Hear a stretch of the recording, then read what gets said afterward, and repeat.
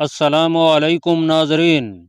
नाजरीन, सुखपाल मंदिर के दरवाजे पर जा रुका। इधर उधर देखा और दरवाजे में दाखिल हो गया। उसे मालूम था कि किस कमरे में जाना है। डेवढ़ी में उसके इस्तकबाल के लिए कोई भी नहीं था। उसने ताली बजाई। अचानक पीछे से एक आदमी ने उसे दबोच लिया। एक और आदमी ने उसकी टांगें बाजू में जकड़ लीं। नवासा शाह जवान और तनोमंद आदमी था। उसने जिस्म की पूरी ताकत सर्फ करके अपने आप को पीछे धक्का दिया और पिछले आदमी के सहारे अगले आदमी को पांव से धकेला।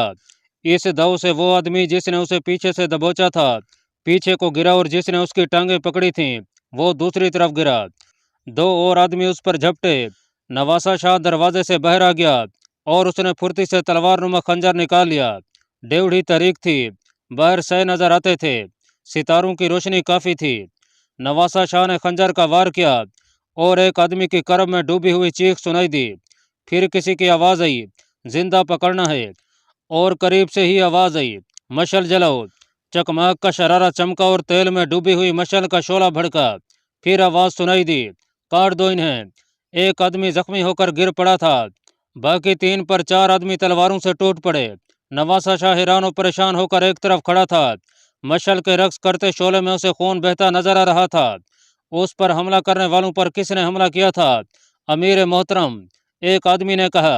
आप ठीक हैं? जख्मी तो नहीं? तब उसने पहचाना कि ये तो उसके अपने मुहाफिज दस्ते के जवान हैं। अंदर से पंडित दौड़ा आया। सख्त घबराया हुआ था। हड़बड़ाकर पूछने लगा कि यहाँ क्या हो रहा है। चार हिंदू जमीन पर खून में डूबे पड़े थे। आप इन्हें पहचानते हैं? एक मुहाफिज ने पंडित से पूछा। इन्होंने अमीर मोहतरम पर हमला किया है। ओहो! पंडित ने हैराजदा होकर नवासा शाह को देखा और बोला, अमीर भीरा, हजूर इधर इस वक्त कैसे आ निकले? मैं गश्त पर आया था। नवासा शाह ने कहा। मंदिर के अंदर चला गया। डेवढ़ी के दरवाजे में दाखिल हुआ ही था कि इन्होंने मुझ पर हमला कर दिया। पापी, पंडित ने हकारत से कहा। मलीच अच्छा हुआ मारे गए। अमीर मंदिर में आए तो हम उनके कदमों में फूल निछावर करेंगे। इन अछूतों ने अमीर पर हमला किया है।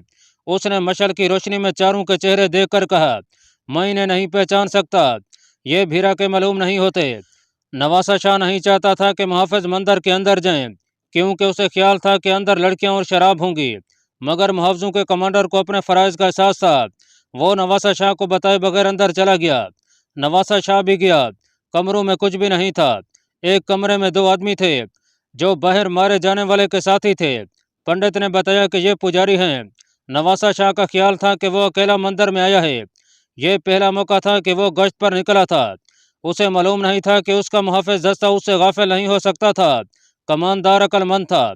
उसे एहसास था कि अमीर नो मुस्लिम है और हिंदू इस पर कतलाना हमला करेंगे। चुनाचे नवासा शाह रिहाइश गाह से निकला तो कमानदार चार मुहाफिजों को आम कपड़ों में साथ लेकर नवासा शाह के पीछे खासा फासला रखकर चला गया। ये पांचों दबे पांव चल रहे थे ताकि इनके अमीर को भी पता न चले कि उसके पीछे कोई आ रहा है।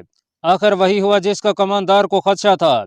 वो बर वक्त मंदिर के दरवाजे पर पहुंच गए और नवासा शाह की जान बच गई। दूसरे दिन इस वाक़या की तहकीकात हुई। पंडित ने लाइल्मी का इजहार किया। वो बहुत परेशान नजर आता था। बात आई गई हो गई। नाजरीन, लाहौर के राजमहल में रानी प्रेम देवी सख्त गुस्से के आलम में अपने कमरे में तेज तेज इधर उधर चल रही थी। कमरे में वो दो आदमी खड़े थे जो अपने चार साथियों को भीरा के मंदिर में मरवा कर वहां से आ गए थे। उन्होंने रानी को तफसील से सुनाया था कि पंडित ने सुखपाल को फांसने का क्या इंतजाम किया था, लेकिन एन आखिरी लम्हे नाकामी हुई। सेनापति राजगोपाल भी वहां मौजूद था।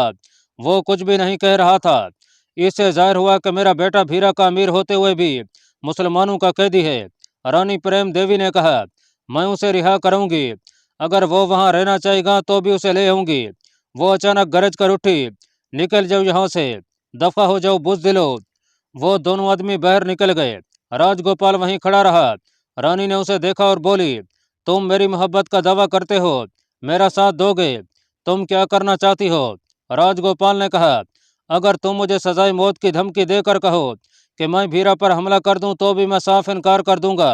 सुनो गोपाल, रानी ने कहा, गौर से सुनो, मैं क्या करना चाहती हूँ। उसके दिमाग में जो आई थी वो उसने राजगोपाल को सुना दी। 10-15 दिन गुजरे होंगे कि नवासा शाह दिन के वक्त फौज का मुआयना करके वापस आ रहा था। उसका रास्ता एक स्याह काले रंग के बूढ़े ने रोक लिया।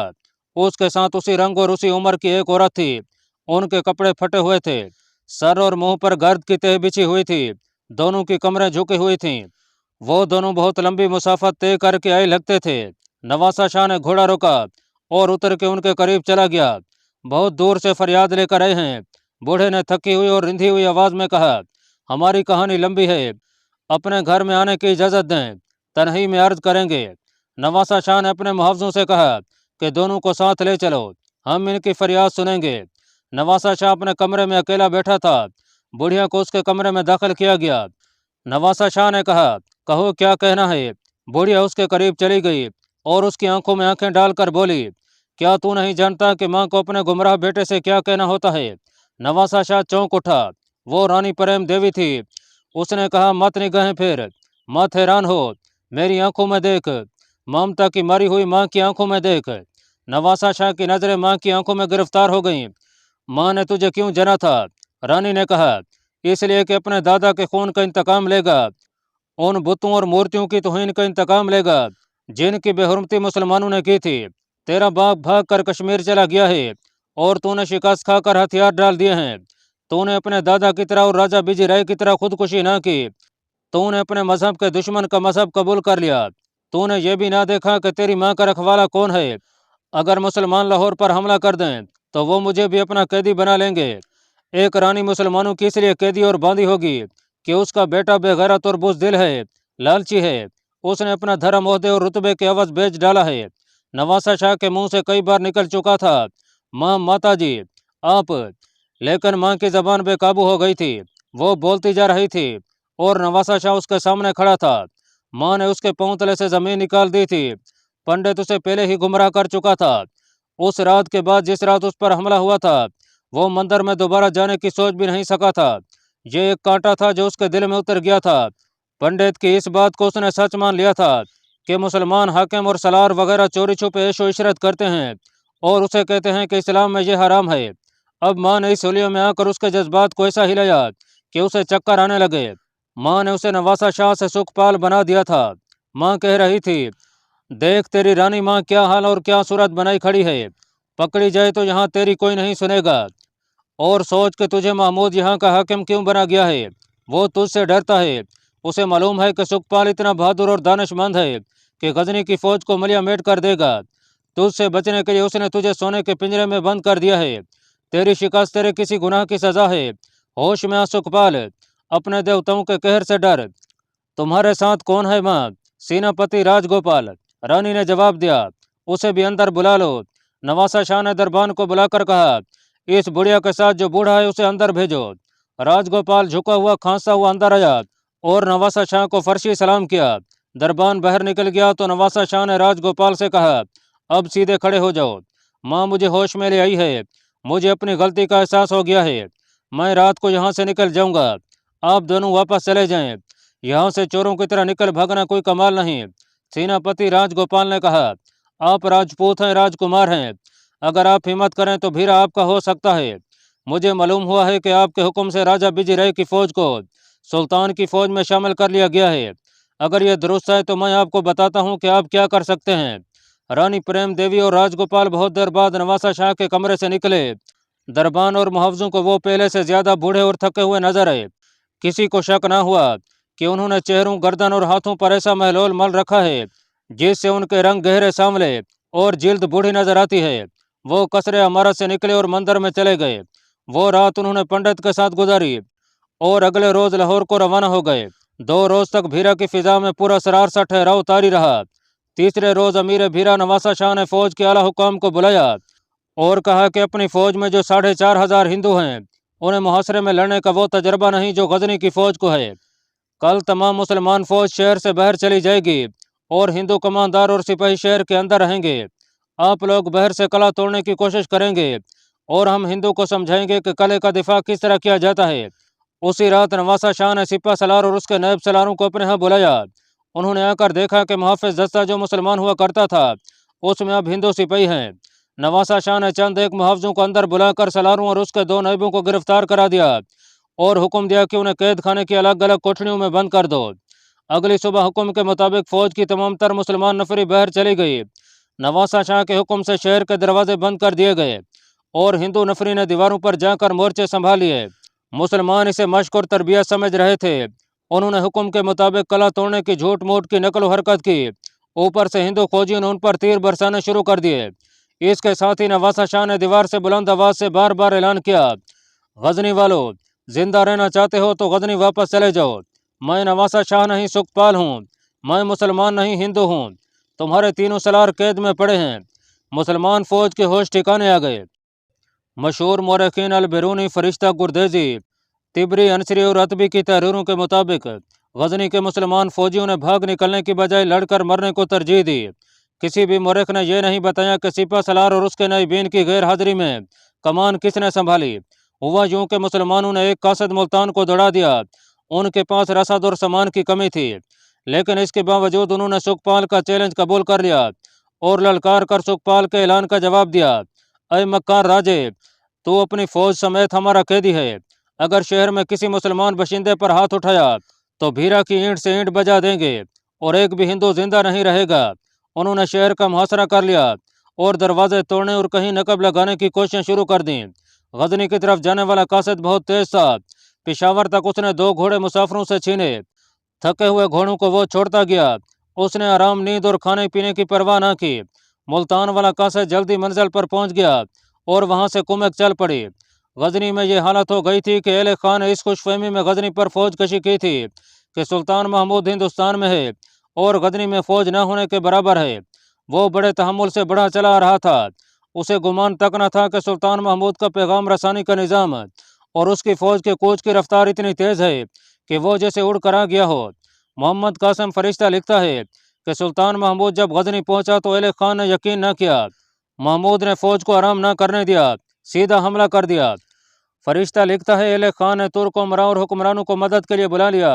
ये महमूद गजनवी के खिलाफ मुतहिदा महाज था। महमूद ने अपनी फौज के एक हिस्से की कमान अपने भाई नसीरुद्दीन यूसुफ को दी और अपने मशहूर सिपा सलार अबू अब्दुल्ला अल्तई को उसके साथ रखा। दाएं बाजू की कमान अल्तन ताश हाजिब के पास और बाएं बाजू की अरसलान जाजिब के पास थी। उस बाजू में अफगान और खिलजी थे। महमूद के दुश्मन का मुतहिदा महाज कमजोर नहीं था। एले खान ने अपनी क़ियादत में सुल्तान महमूद की फौज के कलब पर हमला किया। महमूद घोड़े से कूद कर उतरा और सजदा रेज हो गया। उठकर हाथ दुआ के लिए फैलाए और घोड़े पर सवार होने की बजाय एक हाथी पर जा चढ़ा। उसने अपनी फौज को अल्लाह के नाम पर ललकारा। उसने प्यादों के आगे हाथियों की दीवार खड़ी कर रखी थी। उसने हमला रोकने के लिए हल्ला बोलने का हुक्म दे दिया। हाथियों के साथ घुड़सवार थे। एले खान की फौज इस हल्ले के आगे ठहर न सकी। फरिश्ता ने लिखा है, महमूद के एक हाथी ने एले खान के उस मुहाफिज को जिसने उसका परचम उठा रखा था सूंड में पकड़ा और दूर ऊपर को उछाल दिया। महमूद के हाथियों ने दुश्मन को इस तरह कुचला जैसे पांव तले टड्डी दिल को मसल रहे हों। दुश्मन घबरा कर पसपा हुआ। महमूद गजनवी ने उसका ताकुब किया और चीदा चीदा उमरा और सलारों को पकड़कर हमेशा के लिए ख़त्म कर दिया। ये उसके सजदे का करिश्मा था कि दुश्मन ख़त्म हो चुका तो भीरा का कासिद उसके पास ये पैगाम लेकर पहुंचा कि सुखपाल ने धोखा देकर भीरा पर कब्जा कर लिया है। सुल्तान महमूद ने कोई वक्त ज़ाय न किया और भीरा को कूच का हुक्म दे दिया। उसके पहुंचने तक मुसलमान भीरा का एक दरवाज़ा तोड़कर शहर में दाखिल हो चुके थे। मुल्तान से कुमक आ गई थी।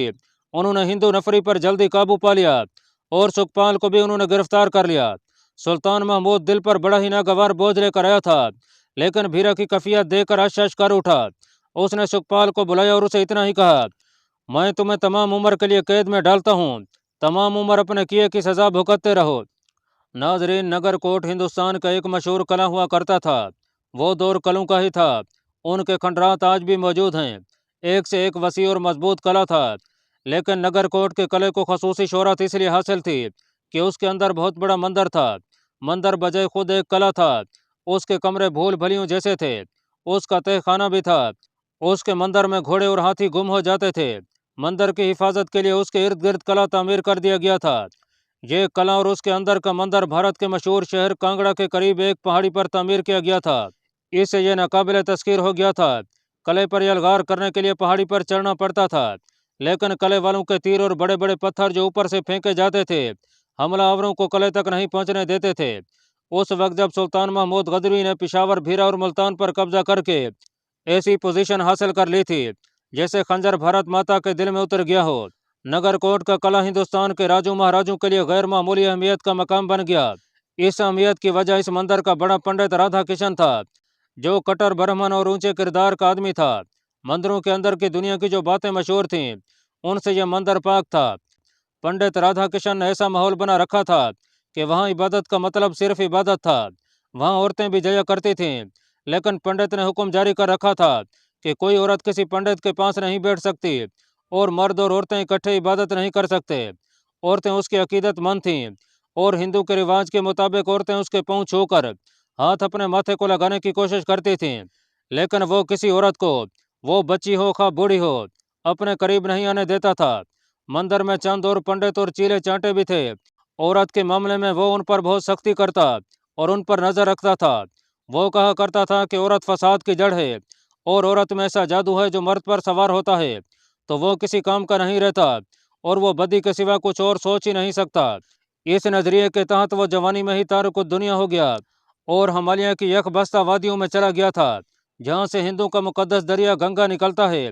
15 वर्षों में उसका मन मर गया, उसके नफसानी जज्बात सर्द पड़ गए और वो गंगा के साथ साथ पापियादा उतर आया था। कांगड़ा के करीब नगरकोट की एक पहाड़ी पर उसने यह मंदिर देखा तो वो इसमें चला आया। अब उसकी उम्र 50 और 60 के दरमियान थी, लेकिन उसके चेहरे पर और डेल डोल में बुढ़ापे के कोई आसार नहीं थे।